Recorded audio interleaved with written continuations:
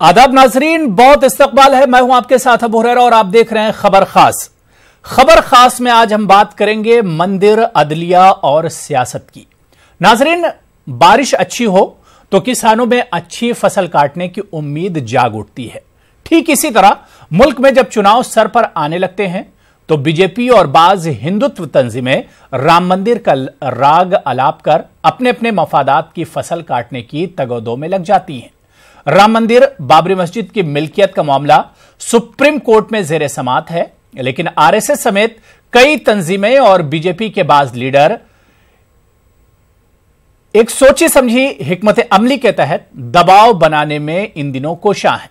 हालिया दिनों में राम मंदिर की तामीर के नाम पर ऐसे ऐसे बयानात दिए जा रहे हैं जिनसे साफ जाहिर होता है कि यह दबाव डालने के हथकंडे के सिवा कुछ भी नहीं है। और सवाल यह भी उठता है कि जिस तरह से हालिया दिनों में सुप्रीम कोर्ट को अब अदलिया को मशवरे दिए जा रहे हैं, आखिर इसके क्या कुछ माने निकाले जाएं। और सवाल यह भी उठता है कि अगर यह दैरीना मसला कोर्ट के जरिए हल भी हो जाए, कोर्ट के जरिए किसी एक वर्ग विशेष को, किसी एक तबके के नाम यह फैसला कर भी दिया जाए, तो क्या दूसरा तबका इसे मानेगा? क्योंकि जिस तरह के रिएक्शन आजकल देखने को मिल रहे हैं, जिस तरह के बयानात आ रहे हैं, ऐसे बयानात को देखकर कहीं ना कहीं एक उलझन सी जरूर होती है, एक परेशानी सी जरूर होती है कि आखिर यह तनाजा कहां जाकर थमेगा। राम मंदिर के नाम पर सियासी कार्ड खेला जा रहा है। बीजेपी और बाज तंजीमों को चुनावी मौसम में फिर एक बार राम की याद आई है और सवाल यह भी उठता है कि क्या वाकई में किसी सोची समझी हिकमत अमली के तहत इस तरह की बयानबाजियां की जा रही हैं जो बयानबाजी आजकल देखने को मिल रही है, सुनने को मिल रही है। और दुर्भाग्य है कि पंडित नेहरू ने यह विवादित छोड़ दिया, उसी समय बन जानी चाहिए थी। कांग्रेस ने यह विवाद खड़ा कर दिया। दूसरी बात, 72 साल से जब से कोर्ट में केस गया, कई दशक हो गए और कोर्ट निर्णय नहीं ले रहे। गलत तारीख है।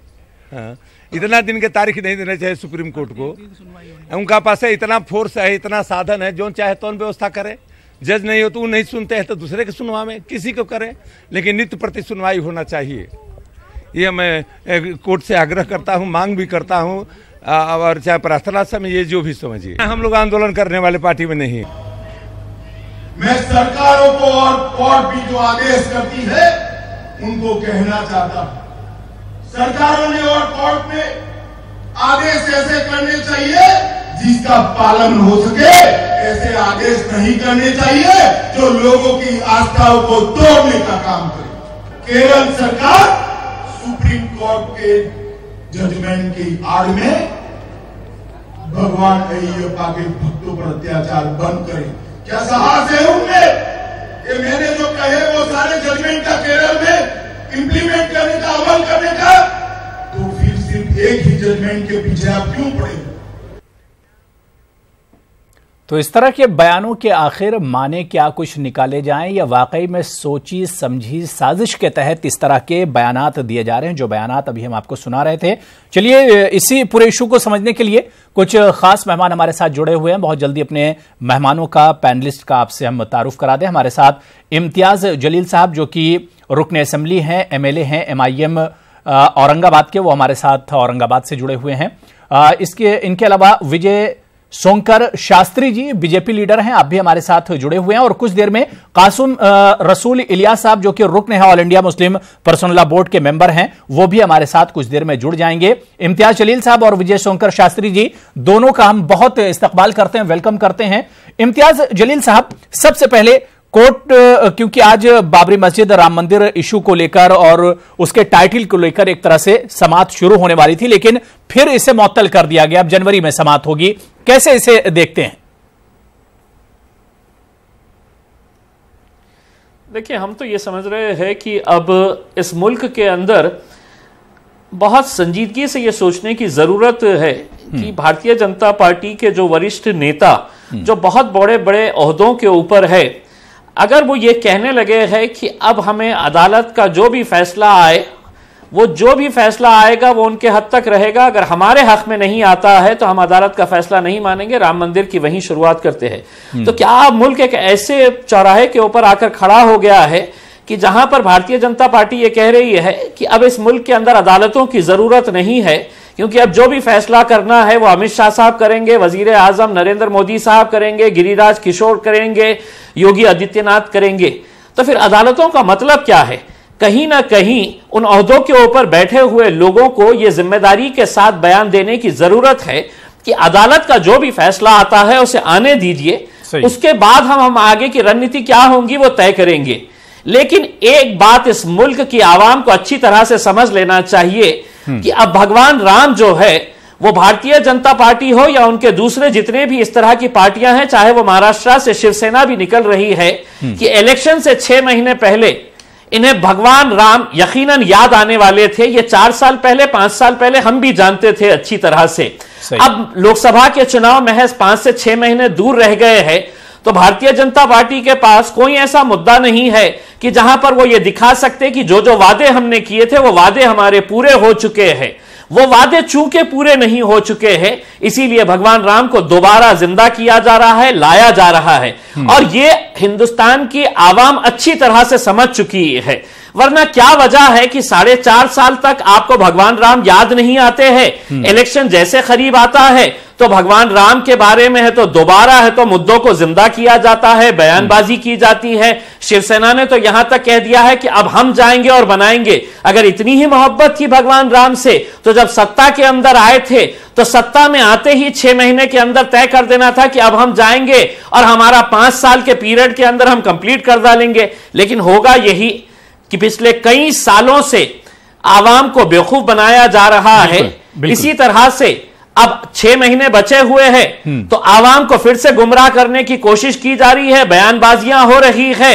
और हमारे लिए सबसे बड़ी चिंता की बात यह है कि अगर अमित शाह जैसा शख्स अगर यह बयान देता है कि हम अदालत सुप्रीम कोर्ट ने क्या फैसला देना चाहिए और कैसा फैसला देना चाहिए, अगर यही तय करने लगे तो मेरे हिसाब से इस देश के लोकतंत्र को बहुत बड़ा एक धक्का लगने वाला है। आप अगर आवाम को मशवरे देने लगेंगे, डायरेक्शन देने लगेंगे तो ये जमहूरियत के लिए बहुत बड़ा खतरा है। विजय शंकर शास्त्री जी, जो चीज इम्तियाज जलील जी कह रहे थे कि भाई इस पूरे इशू को लेकर बीजेपी सियासत करती रही शुरू से, लेकिन जब चुनाव नजदीक होते हैं तो उसकी सियासत बढ़ जाती है।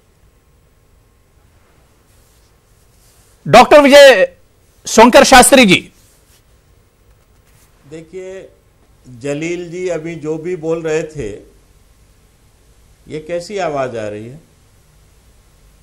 देखिए जलील जी जो अभी बातें कह रहे थे मैं बड़े गौर से सुन रहा था। ये तो खुद बड़े सातिराना ढंग से अपने एजेंडा को चला रहे थे। भारतीय जनता पार्टी में किसी नेता ने ये नहीं कहा है कि वो सुप्रीम कोर्ट के फैसले को नहीं मानता है। इस बात को जलील साहब ध्यान से सुन लीजिए। किसी भी नेता ने अभी तक ये नहीं कहा है कि हम सुप्रीम कोर्ट का अवमानना करते हैं या सुप्रीम कोर्ट के फैसले को नहीं मानते हैं, पहली बात।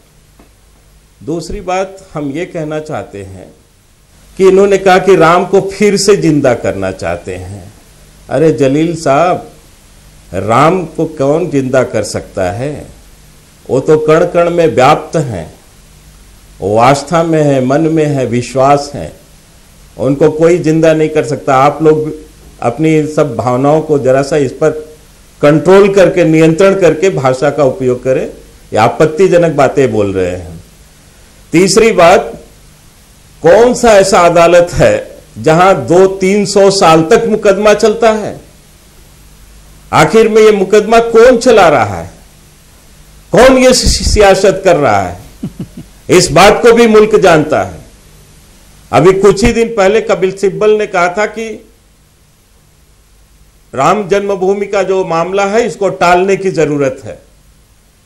क्या टालना चाहते हैं? 300 साल से तो चल रहा है ये मुकदमा, और भी 200-400 साल टालना चाहते हैं। और जहां तक राम जन्मभूमि का मामला है वो बिल्कुल स्पष्ट है, वहां अब जन्मभूमि का मामला नहीं रह गया, वो प्रॉपर्टी की बात हो रही है। नहीं, लेकिन डॉक्टर विजय शंकर जी, डॉक्टर विजय शंकर जी, आप जरा मेरी बात अबू जी सुनने की कोशिश करिए। नहीं, मैं आपकी बात समझ गया, मैं आपकी बात समझ गया, आप अपनी बात पूरी कर लीजिएगा। नहीं, मेरी बात तो इतनी जल्दी समझ गए, लेकिन डॉक्टर शास्त्री आपकी बात मैं समझ गया, आप अपनी बात पूरी कर लीजिएगा। मोदी जी के प्रयासों को कंडेम कर रहे हैं। शास्त्री जी, पहली बात तो इस देश में गरीबों के लिए सरकार बनी है। शास्त्री जी, आप अपनी बात पूरी कर लीजिएगा। मुझे एक सवाल जोड़ना है इसमें, बस उनके लिए सरकार चल रही है। शास्त्री जी, आप अपनी बात पूरी कर लीजिएगा। मुझे एक सवाल जोड़ लेने दीजिए, मुझे एक सवाल जोड़ लेने दीजिए कि कोर्ट का मामला जो इम्तियाज जलील साहब ने उठाया वो सिर्फ बाबरी मस्जिद या राम मंदिर इशू को लेकर नहीं है। पिछले दिनों जिस तरह से कन्नूर में, केरल में अमित शाह जी ने कहा कि भाई कोर्ट को फैसले ऐसे देना चाहिए जिसे अवाम माने, कोर्ट को मशवरा दिया जा रहा है भाई, तो कहां है कोर्ट की मर्यादा, कोर्ट की गरिमा कहां है, उसका तकद्दुस कहां है? अबू साहब, आप बात बनाने की कोशिश कर रहे हो, अभी दूसरे इशू की तो बात ही नहीं चल रही, यहाँ जन्मभूमि की बात चल रही है, उस पर जलील साहब ने ये सब बातें कही। नहीं, मैं बिल्कुल, मैंने अमित शाह साहब ने जो बयान किया है सबरीमला के बारे में, मैं उसके बारे में ही कह रहा हूं। नहीं, सबरीमला के बारे में तो यहाँ चर्चा नहीं हो रही है ना। चर्चा अगर सबरीमला पर करना है तो चर्चा नहीं, लेकिन अदालत को राय तो दी जा रही है ना। लेकिन अगर राम मंदिर सत्ताधारी पक्ष के प्रमुख अदालत को यह कह रहे हैं कि हमको जो पसंद आता है वैसे फैसले सुनाओ, ये बहुत चिंता की बात है डॉक्टर साहब। ये गलत बात बोल रहे हैं आप लोग। ये नहीं, बीजेपी कुछ लीडरों के बयान भी हमारे पास, वो भी सुनवा देते हैं। करोड़ हिंदुओं शास्त्री जी भावना को ठेस पहुंचाने की कोशिश कर रहे हैं। शास्त्री जी, कुछ लीडरों के करने की बात, शर्म आनी चाहिए ऐसी बातें बोलते समय आपको। शास्त्री जी, कुछ लीडरों के बयान है वो भी हम सुनवा देते हैं। करेगा राम कोई इंसान है कि उनको जिंदा करेंगे आप? शास्त्री जी, कुछ लीडरों के बयान है हमारे पास सबरीमाला इशू को लेकर, वो भी हम सुनवा देते हैं। आप अबू किस पर आप बात करना चाहते हैं? आप राम मंदिर आप सुन लीजिए, फिर मैं आता हूं, सुन लीजिए। Been vocal about it, saying what is this nonsense? I mean, we're still living in the Stone Age or what? The fact of the matter is that woman's psyche or physique and the bodily functions cannot be made to differentiate on the gender equality. Article 14 doesn't take any such reasonable restrictions or unreasonable restrictions into account. So the court has done the right thing, and I think people should wake up. We need a renaissance in religion. The religion cannot be, as the Shastras are allowed to be amended over time. This is part of the Shastras. It's not a part of the Vedas. It's part of the Shastras. And therefore, this kind of restrictions have no support in any of our divine literature like the Vedas. Huge landmark judgment from the Supreme Court. No, I'm very happy that women have also been allowed to pray.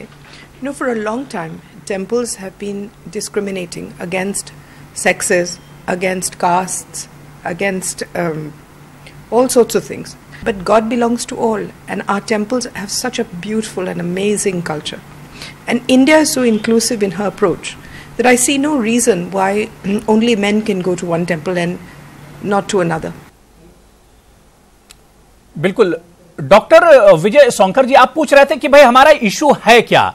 सोंकर जी, मैं आपको समझा दूं कि हमारा issue यही है कि भाई कोर्ट में राम मंदिर का मामला भी चल रहा है, बाबरी मस्जिद इशू, अयोध्या इशू भी कोर्ट में ही, सुप्रीम कोर्ट में ही है, और सबरीमाला का भी पूरा मामला सुप्रीम कोर्ट में ही था, और उस पर भी बीजेपी ने कहा था, और अभी मैंने आपको बयानात भी सुनाए। पहले कहा जा रहा था कि भाई जो फैसला आएगा सबरीमाला को लेकर उसे एक्सेप्ट किया जाएगा, लेकिन अब उस पर यूटर्न क्यों ले रही है बीजेपी?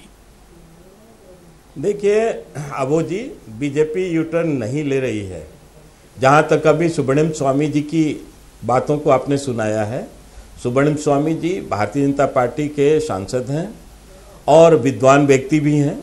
उनकी अपनी पर्सनल सोच भी हो सकती है, और ऐसे लाखों लोगों की पर्सनल सोच हो सकती है, पर जहां तक भारतीय जनता पार्टी के एथेंटिक बयान है, उनमें कहीं भी ये नहीं कहा गया है कि हम लोग कोई भी हमारी पार्टी इस तरह के सुप्रीम कोर्ट के फैसले पर या उसका अवमानना करती है। इस बात को ध्यान रखिए।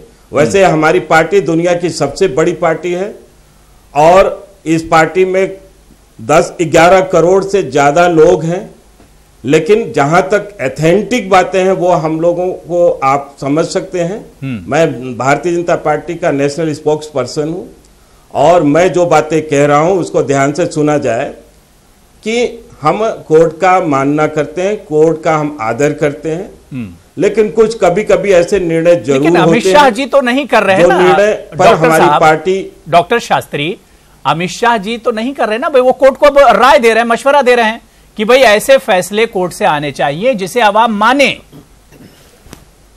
देखिए, ये तो हर व्यक्ति अपेक्षा कर सकता है, ये तो हर व्यक्ति ये कह सकता है। नहीं तो फिर यहाँ कोर्ट की मर्यादा कहां रह गई? कोर्ट की गरिमा और उसकी मर्यादा कहां रह गई शास्त्री जी? आप कैसे अवमानना कर सकते हैं कोर्ट का? हर व्यक्ति अगर ये बात सोचता है कि उसके फेवर में बयान आए तो कैसे इसको अवमानना कहेंगे क्या? ये तो हर व्यक्ति की अपनी ख्वाहिश होती है। ठीक है, इम्तियाज जलील जी, कि बातें ऐसी होनी चाहिए। सही। पर अगर नहीं आता है तो क्या कोर्ट का अवमानना किया जाता है, अपमान किया जाता है क्या? ठीक है, अभी तो फैसला आना ही बाकी है। देखिए आप सोचिए ना, 2 मिनट की सुनवाई हुई है और 2 महीने के लिए समय टाल दिया गया। जी इम्तियाज जी। अबू साहब मैं एक सवाल ये करना चाह रहा हूं, डॉक्टर साहब से ये कहना चाहता हूं कि क्या वजह है कि भारतीय जनता पार्टी हो या शिवसेना हो, 5 साल से आपकी सरकार है। मैं डॉक्टर साहब से एक बात कहना चाहता हूं, आपको बहुत नाराजगी हो रही है, बहुत गुस्सा आ रहा है कि 2-2 साल तक, 3-3 साल, 300 साल तक इतने केसेस चलते रह रहे हैं, इसके ऊपर फैसला नहीं हो रहा है। डॉक्टर साहब, अगर अफजल गुरु को फांसी देना होता है तो आपकी सरकार रातों रात, एक रात के अंदर सुप्रीम कोर्ट को रात में खुलवाती है, उसके ऊपर फैसला लेती है। आपकी सरकार है, क्या वजह है कि आप अपनी सरकार के ऊपर ये दबाव नहीं डाल रहे हैं कि साहब सुप्रीम कोर्ट के अंदर ये फैसला? अफजल गुरु को जब फांसी देना था तो आपने रात में 3 बजे सुप्रीम कोर्ट का दरवाजा खुलवाया था, सुप्रीम कोर्ट को खुलवा के आपने ये किए थे। भगवान राम की अगर इतनी आस्था है, इतना ये है, तो आप 5 साल से अचानक ये हर इलेक्शन से 4 महीने पहले, 5 महीने पहले आप लोगों की मोहब्बत भगवान राम के प्रति क्यों जाग जाती है? क्यों आप इसका फैसला सरकार आते ही क्यों नहीं किए? आपकी सरकार जब बनी है तो ये वादा करके आई थी कि हम राम मंदिर बनाएंगे करके।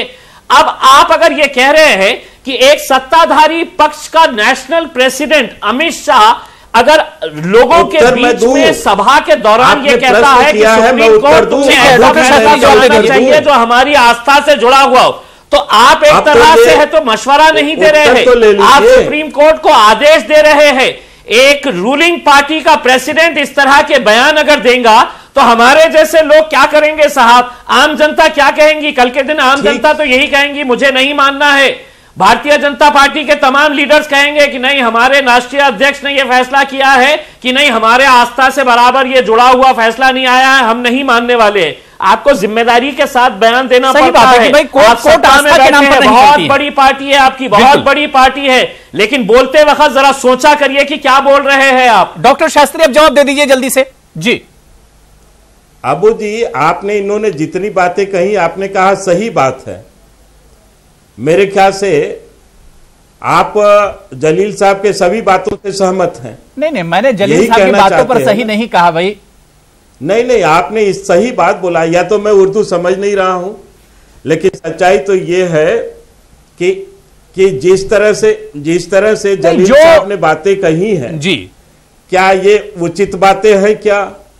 क्या अफजल गुरु का ये जो एजेंडा चलाना चाहते हैं और देश को बांटने की बात कर रहे हैं, क्या ये इनकी बात उचित है? क्या उससे सहमत है? क्या अफजल गुरु को भारतीय जनता पार्टी की सरकार में मिसाल दे रहे हैं?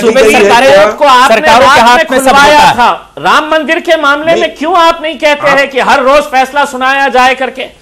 नहीं, आप बताओ, अफजल गुरु को फांसी दिया गया था, वो भारतीय जनता पार्टी के शासनकाल में दिया गया है क्या? अभी तो जलील साहब ने यही बातें कही। ये कहना क्या चाहते हैं? ये क्या हिंदू मुसलमान में बांट करके ये बातें करना चाहते हैं क्या? इतनी गिरी हुई मानसिकता का व्यक्ति तो मैंने देखा ही नहीं है। पेश करिएगा, मैं आपको सिर्फ यही कहना चाह रहा हूं कि अगर सरकार चाहे बिल्कुल साफ कह रहा हूं से ये कह सकती है आप ही की तो बयान तो मैंने बताया है, उस देश के मुद्दे के आप ही बोलोगे, लोगों की आस्था से जुड़ा मुद्दा है, इसको बोल रहे थे, मैं उसी समय टोकना चाहता था, आपको सुना ही नहीं। सरकार रिक्वेस्ट कर सकती है। अरे भाई मैं कह रहा हूं, आप उदाहरण कुछ और भी दे सकते थे। आप अफजल गुरु का उदाहरण क्यों देते हो? क्या उदाहरण की कमी है क्या? साहब अफजल और गुरु जहां तक अफजल गुरु की बात है कि आपने क्या भारतीय जनता पार्टी ने 12 बजे रात को खुलवाया? नहीं, भारतीय जनता पार्टी ने खुलवाया था। क्या Bharatiya Janata party supreme court के जजों को निर्णय लेने के लिए उनका सहयोग करती है, उनको आदेश देती है? ये कहना चाहते हैं आप क्या 12 बजे रात सुप्रीम कोर्ट को खुलवा करके अफजल गुरु को फांसी भारतीय जनता पार्टी ने दिलवाया है क्या? अगर अमित शाह साहब ने एक तरह से एजेंडा चलाना चाहते हैं दिया है, आपने सुप्रीम कोर्ट को आदेश दिया है, आपके पार्टी के प्रमुख ने भरी जनसभा के अंदर कहा है कि आस्था के मामले के अंदर अदालतों ने ऐसे फैसले नहीं देना चाहिए। तो क्या अमित शाह साहब के पास आके अदालत के जजेस, सुप्रीम कोर्ट के जजेस डॉक्टर विजय साहब से और अमित शाह साहब से पूछे कि साहब हमने ये फैसला देना या नहीं देना है, आप इसकी इजाजत दीजिए? आपने कुछ इस तरह का माहौल तैयार कर दिए हैं कि सुप्रीम कोर्ट के जजेस अब आपसे राय मशवरा लेंगे कि हमने ये फैसला करना चाहिए या नहीं करना चाहिए। ये अजीब हाल आपने करके रखे हैं साहब इस मुल्क का। आप लोग बात सुनना चाहते हो या केवल अपनी बातें कहना चाहते हैं? आप ये बताइए कि सर बोलिए साहब, आप बोलिए। अब आप तो सुप्रीम कोर्ट को भी बोल रहे हैं। भागवत जी ने जो बातें कही हैं, मोहन भागवत जी ने जो बातें कही, ऐसी बातें तो हजारों लोग करते हैं, लेकिन जहां तक कोर्ट को निर्देश देने की बात है, ये सरासर झूठ बोला है आपने। ये गुमराह कर रहे हैं। नहीं, गुमराह नहीं कर रहे हैं। देखिए डॉक्टर शास्त्री जी, ये बयान केरल में तो भरी सभा में अमित शाह जी ने दिया है ना। अखबार पढ़ रहे हैं, अगर आप स्पोक्स पर्सन हैं, भरी सभा में तो आप भी बोल रहे हो। ये पूरा देश नहीं देख रहा है क्या कि आप कौन सा एजेंडा चला रहे हो? कितनी घटिया एजेंडा चलवा रहे हो? कान में आके बोले हैं क्या? ठीक है। इस बीच हमारे साथ कासिम रसूल इलियास साहब भी जुड़ गए, all India Muslim personal law board के मेंबर हैं। बात हो रही है कासिम रसूल इलियास साहब कि यहाँ हिंदू और मुसलमानों की बात हो रही है। शास्त्री जी एक पैनलिस्ट और हमारे साथ जुड़ गए हैं चैनल से। शास्त्री जी, कासिम रसूल इलियास साहब भी हमारे साथ जुड़ गए हैं। कासिम रसूल इलियास साहब, आपका भी बहुत वेलकम करते हैं, इस्तकबाल करते हैं। अयोध्या इशू को अगर देखा जाए, आज इस पर एक तरह से समात टल गई, अब जनवरी में समात होगी, लेकिन हालिया दिनों में कासिम रसूल इलियास साहब, जिस तरह की सियासत हो रही, बयानबाजियां हो रही हैं अयोध्या इशू को लेकर, इसे कैसे आप देखते हैं? देखिए, ये बयानबाजियां गलत हो रही हैं। लोग इसे पॉलिटिकल इशू बनाने के चक्कर में बयानबाजियां कर रहे हैं। ये टाइटल सूट है। सुप्रीम कोर्ट ये साफ कर चुका है कि हम फेथ के बुनियाद पे फैसला नहीं करेंगे, टाइटल के बुनियाद पे फैसला करेंगे। लोगों को सुप्रीम कोर्ट पे केस चल रहा है, खामोश रहना चाहिए, बयानबाजियां बंद करनी चाहिए और कोर्ट के फैसले का इंतजार करना चाहिए। ये बयानबाजियां सिर्फ पॉलिटिकल गेन के लिए की जा रही हैं और ये गलत की जा रही हैं और सुप्रीम कोर्ट को इसका कॉग्निजेंस लेना चाहिए। ये बयानबाजियां कानूनी तौर पे गलत हैं, इसके खिलाफ सुप्रीम कोर्ट को एक्शन लेना चाहिए। बिल्कुल। और कासिम रसूल इलियास साहब, एक चीज इसमें और मैं जोड़ दूं कि भाई हालिया कुछ दिनों में, मौजूदा कुछ दिनों में देखा गया कि भाई जो फैसले अपने मतलब के हो रहे हैं उसे तो एक्सेप्ट किया जा रहा है, लेकिन जिस फैसले पर सियासत नहीं हो सकती, जो फैसला अपने मतलब का नहीं है, उसे एक्सेप्ट भी नहीं किया जा रहा है। इसे कैसे देखेंगे? ये मतलब किस तरह का माहौल अब बन रहा है? जी बिल्कुल सही है। नहीं, 3 तलाक पर भी तो यही बातें थी। 3 तलाक पर भी तो सुप्रीम जब से ये सरकार दिया था, लेकिन क्या किसी ने उसको 3 तलाक पर क्या हुआ? नहीं 3 तलाक पर क्या हुआ? जब सुप्रीम कोर्ट ने अपनी बातें रखी, खिलाफ किया, आप ये बताइए। और जब आप ये बताइए, मुस्लिम महिलाओं की दयनीय हालात को सुधारने के बारे में सरकार अथवा सुप्रीम कोर्ट ये चाहती थी, तो किस तरह के बयान आए थे? आप लोगों ने देखा था क्या? आप लोगों को याद नहीं है क्या? डॉक्टर शास्त्री जी, अंततोगत्वा होना क्या हुआ? डॉक्टर शास्त्री जी, लाना पड़ा। डॉक्टर शास्त्री, एक सीधा सा सवाल है कि भाई राम मंदिर जो है वो तो बीजेपी के एजेंडे में है, लेकिन ट्रिपल तलाक की अगर हम बात करें तो वो बीजेपी के एजेंडे में नहीं था और उस पर बीजेपी फौरन बिल लेकर आ जाती है, कानून उस पर बनाती है क्योंकि उसको फायदा मिलने वाला है। आखिर राम मंदिर जब आपके एजेंडे में तो उस पर बिल क्यों नहीं ला रही बीजेपी? अच्छा अबू जी, ये बताओ आप जी कि क्या मुस्लिम महिलाओं की जो दुर्दशा थी, दयनीय हालात थी, पीड़ा थी, दर्द था, जो खुलेआम मीडिया में आकर के आप लोगों ने दिखलाया, मतलब मुस्लिम महिलाओं की क्या उस दर्द को दूर करना नहीं था? और उस पर क्या सबरीमाला की जो महिलाएं हैं उनको भी दर्द होना चाहिए, उनका दर्द भी आपके पास होना चाहिए। सुप्रीम कोर्ट का भी फैसला आया तो बावजूद इसके आप क्या समझते हैं? बारे में बड़ा ये है, सबरीमल में अगर महिलाओं के ऊपर अत्याचार हो रहा है, ज्यादतियां हो रही हैं, सबरीमाला पे जो आप डॉक्टर साहब, अरे अगर महिलाओं के ऊपर अत्याचार की बात करेंगे तो जरा आप अपने संस्कृति और अपने धर्म में देखें। ये आपका निजी मामला, मैं उस पर टिप्पणी नहीं करना चाहता हूं, पर जरा उसको तो देखिए कि कहां कहां आपने अलाउ कर रखा है। बिल्कुल, आपने तो उनको इतना ताकत नहीं दिया कि आप फोन से तलाक देंगे, 3 बार तलाक कहने पर ही उनका जीवन भर का सब कुछ छूट जाए। आपने क्या किया है? साहब आपको देखकर तो गिरगुड भी शर्मा जाएगी, बोलेंगे रंग तो हम भी नहीं बदलते हैं। अरे वाह, आप बिल्कुल जाहिर सी बात है कि अब जिस तरह का माहौल बनता जा रहा है, इसमें कई तरह के सवाल खड़े हो रहे हैं और सुप्रीम कोर्ट को मशवरा देना उसकी गरिमा और उसकी मर्यादा के साथ खिलवाड़ करने के बराबर है, क्योंकि वक्त हमारे पास नहीं बचा। बहुत बहुत शुक्रिया डॉक्टर विजय शंकर शांतरी जी, इम्तियाज जलील साहब और कासिम रसूल इलियास साहब। वक्त नहीं बचा है, इशू अच्छा था लेकिन क्योंकि अब वक्त इजाजत नहीं दे रहे। बहुत बहुत शुक्रिया तमाम मेहमानों का हमारे साथ जुड़ने के लिए। खबर खास में फिलहाल इतना ही। आदाब।